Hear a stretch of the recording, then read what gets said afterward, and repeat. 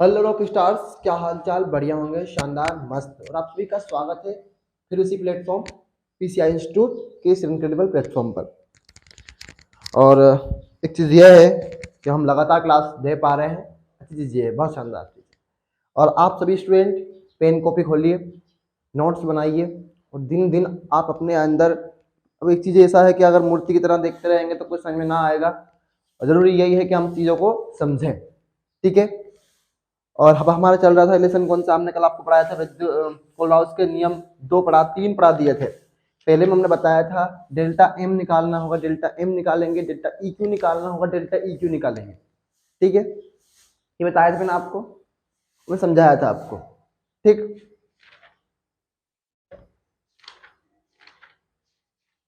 मैंने आदर्श विलियन अनादर्श विलियन में अंतर नहीं बताए थे क्या? मैं बता दूंगा भैया, अब है ना, कोई घबराने वाली बात नहीं है।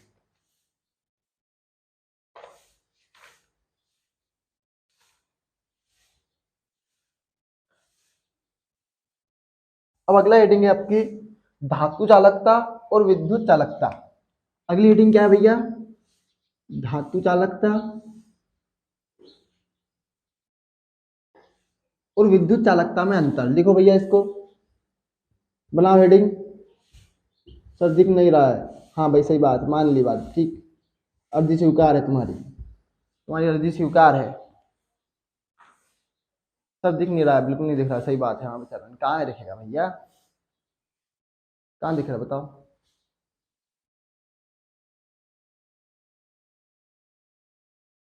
अब अब दिख रहा है कि नहीं दिख रहा बताओ।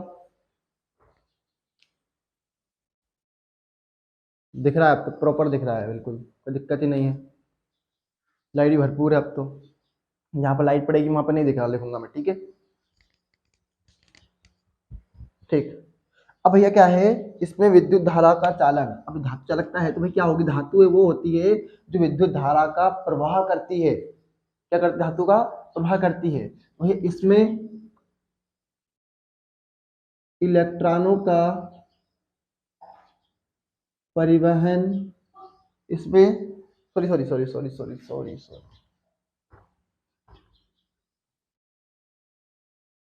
विद्युत धारा का चालन किसके द्वारा होता है भैया? इलेक्ट्रॉनों के द्वारा होता है। किसके द्वारा होता है? इलेक्ट्रॉनों के द्वारा होता है। ठीक है। इधर देखें, इधर किसके द्वारा होता है? आयनों के द्वारा होता है। किसके द्वारा होता है? इसमें विद्युत धारा का चालन आयनों के द्वारा होता है। ठीक है, ये नंबर एक हो गया, नंबर एक हो गया। नंबर दो, अब इसमें कोई रासायनिक अभिक्रिया नहीं होती। तुमने जब तार लगाया किसी कॉपर धातु से, तो क्या उसमें कोई रासायनिक अभिक्रिया हुई क्या? नहीं हुई भैया, कुछ भी नहीं हुआ। तो सही बात है, मुझे लगता है इस बार कोई दिक्कत नहीं है क्वालिटी में भी, है ना, प्रॉपर है, इतना काफी है। आपको दिख जाएगा ना? ठीक है, अब इतना ही रखेंगे भाई, इतना ही रखेंगे, ठीक है, आपको दिक्कत नहीं होना चाहिए इसमें। इसमें कोई रासायनिक परिवर्तन एग्जैक्टली नहीं होता। कोई रासायनिक परिवर्तन नहीं होता। और भैया इसमें क्या होगा? रासायनिक परिवर्तन, इस कुमकुम नहीं आ रही आज? क्यों? इसमें बढ़िया, इसमें रासायनिक परिवर्तन होता है। एक चीज तो ये सीखिए, जिसमें भी आयनों का प्रवाह होगा उसमें रासायनिक परिवर्तन होगा। एग्जैक्टली बात तो यही है ना। अब मैं क्या समझाना चाह रहा हूं, इसमें विद्युत धारा का चालन इलेक्ट्रॉनों के द्वारा होता है, जिसमें इलेक्ट्रॉन फिर रहे हैं साहब।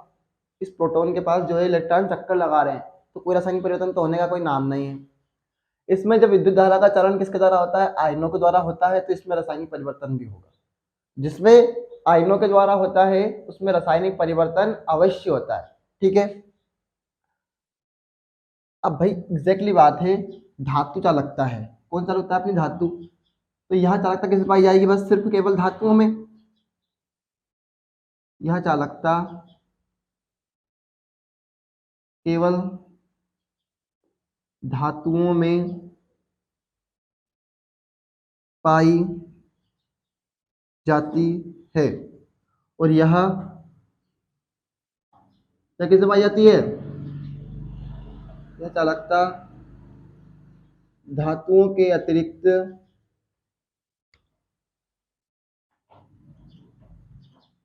पंखा चालू कर ले, अतिरिक्त तत्वों में पाई जाती है। किसमें, तत्वों में। और मैंने आपको बताया था तत्व दो चीज से मिलकर बने होते हैं, प्लस और माइनस। कोई या तो प्लस होगा या माइनस होगा।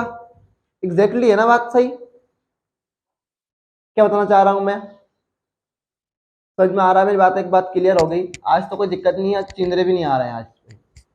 सबसे चीज ये, पर तुम है ना नोट नहीं कर रहे हो, सबसे बुरी बात लग रही है मुझे यहाँ पे। धातुओं के अतिरिक्त तत्वों में पाई जाती है। अब मैं बता रहा हूं, देखो समझा भी रहा हूं।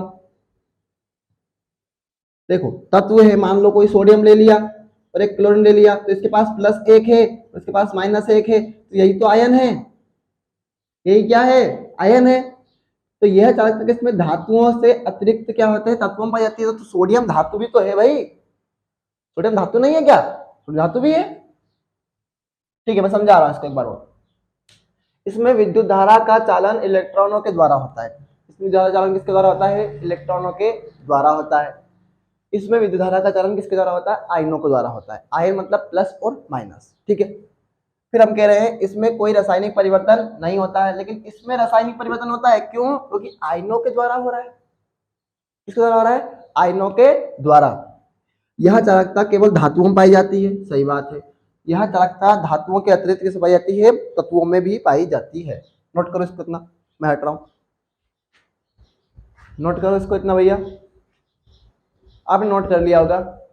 क्लास 12th 10th था, 10th का लेक्चर देखा करो।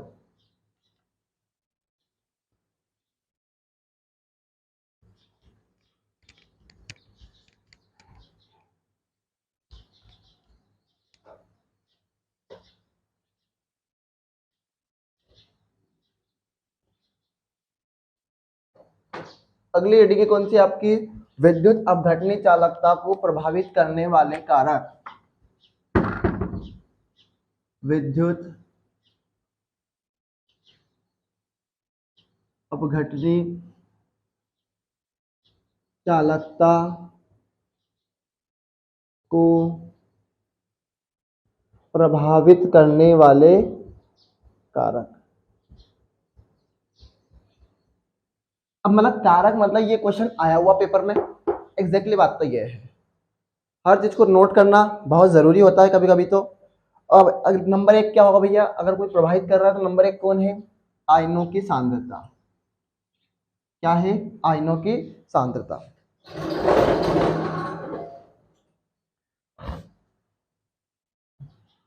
आयनों की सांद्रता। और अभी हाल मैंने पढ़ाया है, अभी हाल विद्युत चालकता में कौन करता है, विद्युत धारा का चालन आयन करते हैं। जितनी किसी क्या कर रहे हैं यार,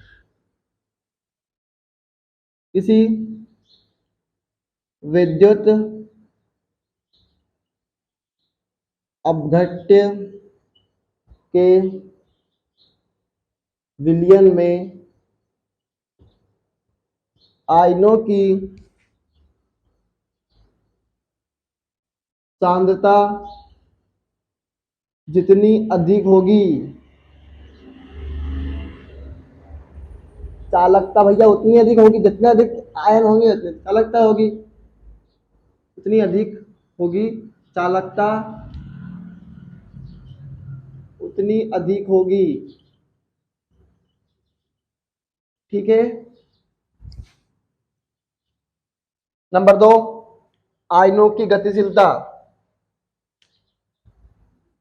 आयनों की गतिशीलता अब भाई कोई चीज एक जगह से दूसरी जगह अधिक तेज जा रही है, मतलब जो आयन का फ्लो हो रहा है वो एक जगह से दूसरी जगह अधिक तेज हो रहा है, तो भैया क्या है, विद्युत अपघटनीय चालकता भी अधिक होगी। आयनों की गतिशीलता,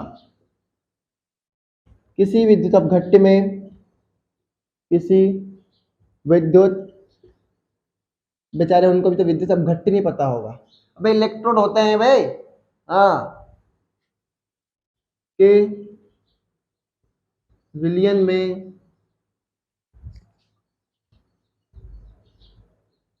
आयनों की गतिशीलता जितनी अधिक होगी, आयनों की गतिशीलता जितनी अधिक होगी, चालकता भी अधिक होगी। चालकता भी क्या होगी भैया, अधिक होगी। सर आप लिखवा रहे भाई फिजिकल केमिस्ट्री है, समझा नहीं रहे भाई, फिजिकल केमिस्ट्री है, लिखवा लिखवा इसलिए रहा हूँ, फिजिकल केमिस्ट्री लिखना पड़ता है अंदर। जब ऑर्गेनिक करवाऊंगा तुम्हारे मुंह से ही बुलवाऊंगा कि भाई क्या है ये, जब तुम्हारी लाइव क्लास स्टार्ट होगी थोड़े दिन बाद, तब बोलना तुम, ठीक है, बहुत बढ़िया। अब नंबर 3 कौन है, अंतर आकर्षण बल, ये तो 11वीं क्लास का टॉपिक है भाई, अंतर आकर्षण बल। अब ये क्या कह रहा है, एनसीईआरटी देखो कि क्या कहते हैं, किसी विद्युत अपघट्य के विलयन में अधिक आकर्षण बल होगा, भाई जितना अधिक अधिक अंतर आकर्षण बल होगा, मतलब कहने का मतलब ये है कि दो ध्रुव हैं प्लस और माइनस, इनके बीच जितना अधिक अंतर होगा चालकता उतनी ही कम होगी, मतलब दोनों एक दूसरे को कम आकर्षित कर पाएंगे, उतनी ही कम होगी। सही बात है। नंबर 4, नंबर 4 क्या है, तापमान, तापमान बढ़ाने पर, ये 10th क्लास का टॉपिक, ये 10th क्लास का टॉपिक है, तापमान बढ़ाने पर अणुओं में अणुओं में गतिज ऊर्जा बढ़ जाती है, क्या बढ़ जाती है भैया, गतिज ऊर्जा बढ़ जाती है। नोट करो इसको इतना, और इसमें कोई लॉजिक नहीं है समझाने के लिए भी, तुम जितना समझते हो ना ऐसा कुछ नहीं होता है। बहुत बढ़िया, क्वालिटी आज बहुत सही है, कोई दिक्कत ही नहीं है, मुझे तो कोई दिक्कत नहीं, चिंदरे भी नहीं आया, सबसे चीज तो ये है भैया, भले आज गेट भी बंद कर दिया जाए तो कोई दिक्कत नहीं होगी, उम्मीद है ऐसा। नहीं सर आज तो बिल्कुल दिक्कत नहीं है सर, कोई दिक्कत नहीं है, बहुत बढ़िया, दिक्कत नहीं है आपको, मुझे भी कोई दिक्कत नहीं है।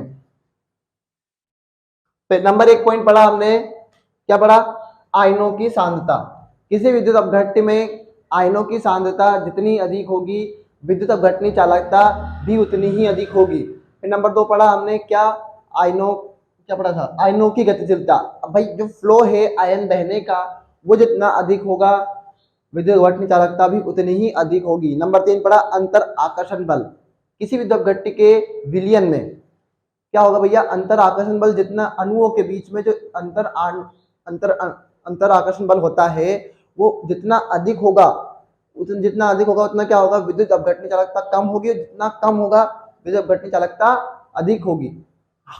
हाँ ठीक है, ये सही है।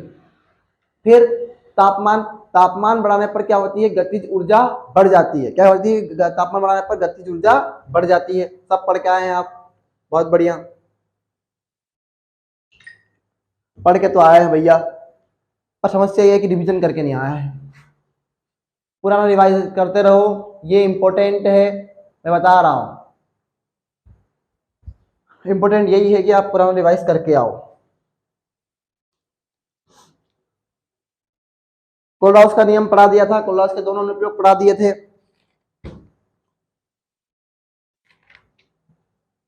अब अगली हेडिंग कौन है आपकी, आणविक चालकता, फैराडे के नियम करवाऊंगा, टेंशन ना लेना। फैराडे के नियम बचे हैं, मानक हाइड्रोजन इलेक्ट्रोड बचा हुआ है, ईंधन सेल बचा हुआ है, शीशा संचायक सेल बचा है। अब बचा है आपका क्या, आणविक चालकता और तुल्यांकी चालकता, जो कि हम पढ़ चुके हैं कोलराउस के नियम में। लेकिन सर वहां समझ में नहीं आया था, थोड़ा सा इनको अलग अलग लिखवा दूंगा कि पेपर में आता है, पेपर में आता है, वही सही बात है। मतलब इसको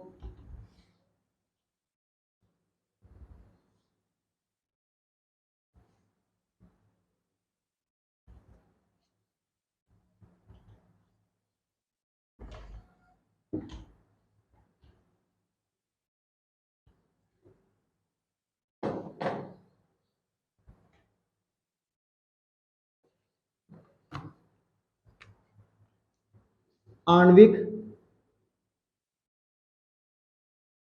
चालकता क्या है भाई, आणविक चालकता। देख लो एक बार, दिख रहा है सब कुछ, ब्लू मार्कर यूज किया है इसलिए। तो भैया किसी भी घटक के, किसी विद्युत अपघट्य की आणविक चालकता का मान, ठीक है, किसी भी घटक की आणविक चालकता का मान उसकी विशिष्ट चालकता, ये विशिष्ट चालकता भी नहीं लिखवाया आपने, सही बात है नहीं लिखवाया, मैं लिखवा दूंगा भाई, तो घबराने का नहीं बिल्कुल भी है। विशिष्ट चालकता व उसके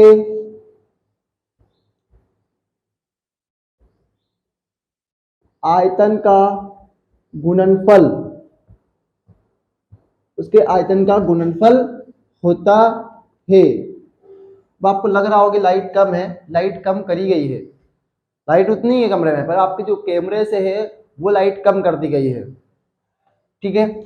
कह रहे हैं किसी विद्युत घटक की आणविक चालकता का मान उसकी विशिष्ट चालकता और उसके आयतन का गुणनफल होता है, जिसमें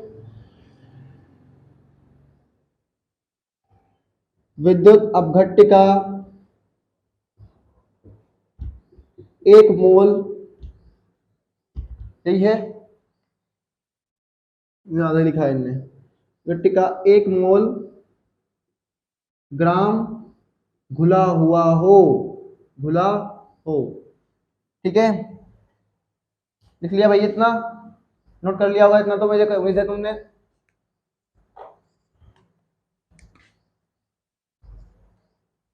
चलो ठीक है भाई। अब बोल रहे हैं आणविक चालकता को दर्शाते हैं किससे, डेल्टा एम से। और सब आपने हम इंफिनिटी नहीं लिखा, तो उसने बोला है क्या अनंत अनुताप पर हमसे, नहीं बोला है, तो अपन लिख लो फिर भी अनंत अनुताप पर,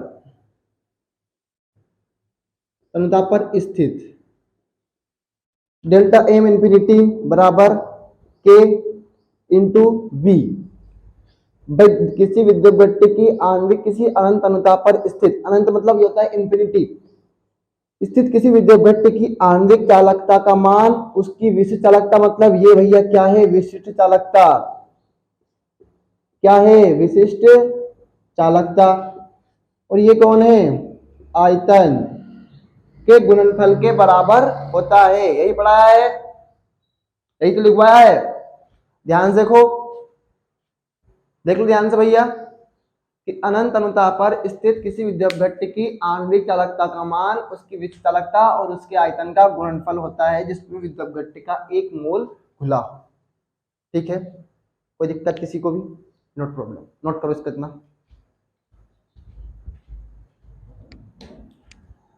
नोट कर लो ये इतना, नोट कर लिया होगा।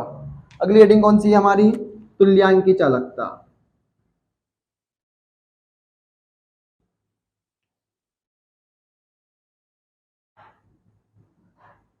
तुल्यांकी चालकता कौन सी हेडिंग है भैया अगली, तुल्यांकी चालकता। अब बोलो भैया इसमें लिखो, देखो नहीं, मुस्कान नहीं, मुस्कान नहीं, धावंदा आ जाएगी, आ जाएगी मुस्कान, वो आ जाएगी तक। अनंत अनुता पर स्थित, बेटे कोई दिक्कत नहीं, स्थित किसी विद्युत अपघट्य की तुल्यांकी अस्तु अकेला है क्यों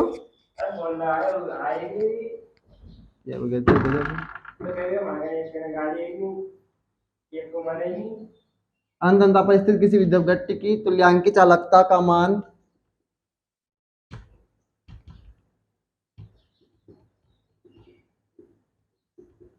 उसकी विशिष्ट चालकता, मतलब कहने का मतलब ये चीजें तो एग्जिस्ट चल रही है अभी भी, इसमें भी था विशिष्ट चालकता, तो भैया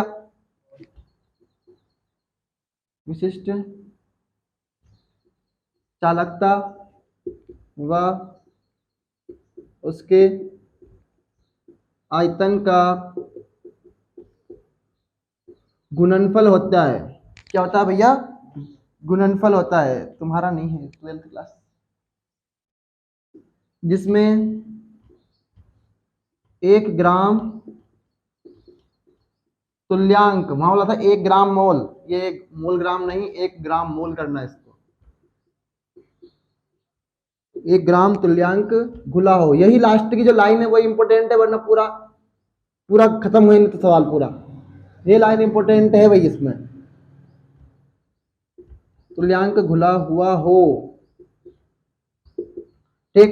देखो अनंत अनंता मतलब डेल्टा इंफिनिटी, तुल्यांक की चालकता मतलब EQ, और तुल्यांक को इंग्लिश में क्या बोलते हैं? इक्विवेलेंट, क्या बोलते हैं? इसीलिए EQ आया है। विशिष्ट चालकता मतलब कप्पा, आयतन मतलब V, बस यही सवाल था। तो अनंत अनंता पर स्थित किसी विद्युत अपघट्य की तुल्यांकी चालकता का मान उसकी विशिष्ट चालकता और उसके आयतन का गुणनफल होता है। नोट कर लो इसको, इतना नोट कर लो भैया, नोट कर लिया, बहुत बढ़िया, बहुत शानदार, लाजवाब। तो आज टाइम पता तो नहीं चला होगा आपको, इतना टाइम निकल गया, लेकिन मैं ऐसा कुछ सवाल नहीं कराऊंगा जिससे आपको टाइम ज्यादा हो।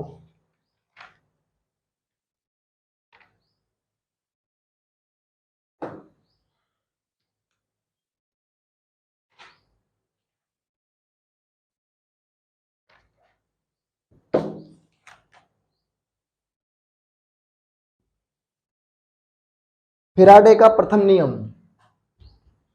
क्या करेंगे आप? फेराडे का प्रथम नियम पेपर में आया हुआ है, त्रैमासिक और अर्धवार्षिक में शायद, तो ठीक है, कोई दिक्कत नहीं है। उस पेपर में टर्मिनल एग्जाम में तो नहीं आया, सॉरी आपका फाइनल एग्जाम में तो नहीं आएगा, बट फिर भी पढ़ लेते हैं, क्या दिक्कत है अपने को।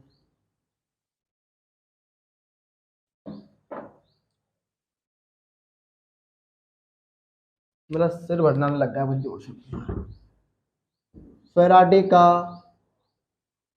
प्रथम नियम, सर वहां दिख नहीं रहा, बिल्कुल देख रहा हूँ भाई, दिख नहीं रहा, दिख रहा, हाँ बिल्कुल सही बात, दिख रहा है इतना तो, उसके नीचे लिख दूंगा भाई अब मैं, ये नियम को नियम तरीके से लिखो ना यार, ठीक है। तो कह रहे हैं किसी विद्युत अपघट्य सेल के विद्युत अपघटनी में आवेश प्रवाहित, गलत लिखा है इन्होंने,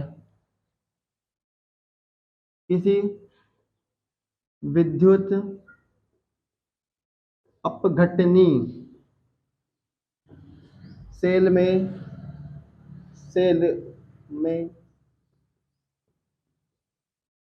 प्रवाहित होने वाला आवेश, आवेश मतलब Q, पढ़ा होगा फिजिक्स में, पदार्थ की मात्रा, यानी पदार्थ की मात्रा, आवेश पदार्थ की मात्रा के समानुपाती होता है। जब तो सवाल कर लो तुम्हारे मैथ के, तुम तीनों समानुपाती होता है, ठीक है। कह रहे हैं किसी विद्युत अपघटनी सेल, क्या अपन पढ़ ही रहे हैं क्या विद्युत रसायन? अब विद्युत रसायन में यही पढ़ रहे हैं ना कि विद्युत अपघटनी सेल, रासायनिक सेल, डेनियल सेल, जो भी पढ़ेंगे अपन, संचायक सेल। तो किसी विद्युत अपघटनी सेल में प्रवाहित होने वाला आवेश तो कौन है भैया? क्यू। पदार्थ की मात्रा मतलब भार, और भार को दर्शाते हैं किससे? W से। W समानुपाती Q। समानुपाती क्या? Q। समानुपाती का चिन्ह हटाएंगे, क्या आएगा नियतांक? जेट। क्या आएगा? जेट। बस यही तो था आपका फैराडे का प्रथम नियम। यही था आपका फैराडे का प्रथम नियम।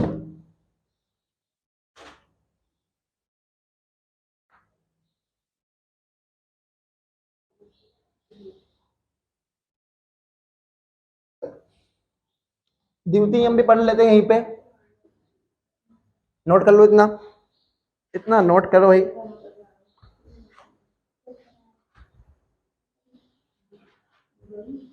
नोट कर लिया? बहुत बढ़िया। हाँ लगभग टाइम मुझे हो जाएगा जब तक तो। फैराडे का द्वितीय नियम, फैराडे का द्वितीय नियम देखना,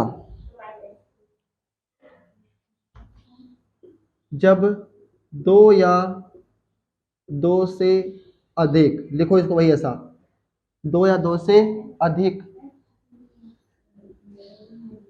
विद्युत अपघटनी सेल को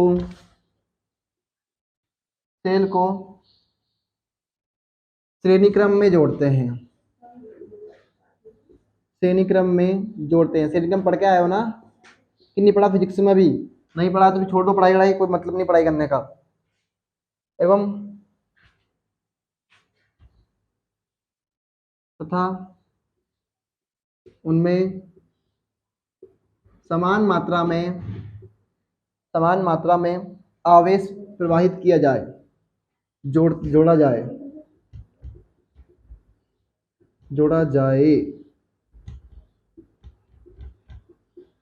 तथा उनमें समान मात्रा में आवेश प्रवाहित किया जाए। देखिए अब आपकी इच्छा, आप कोचिंग लगाए ना लगाए, पर हम तो अपना प्रयास कर रहे हैं, पूरा दे रहे हैं आपको। अगर फिजूल खर्ची करनी है तो करिए, क्या दिक्कत है? नाले में नहाने के तो नहाइए, कोई दिक्कत नहीं है। किया जाए तो प्राप्त पदार्थ की मात्रा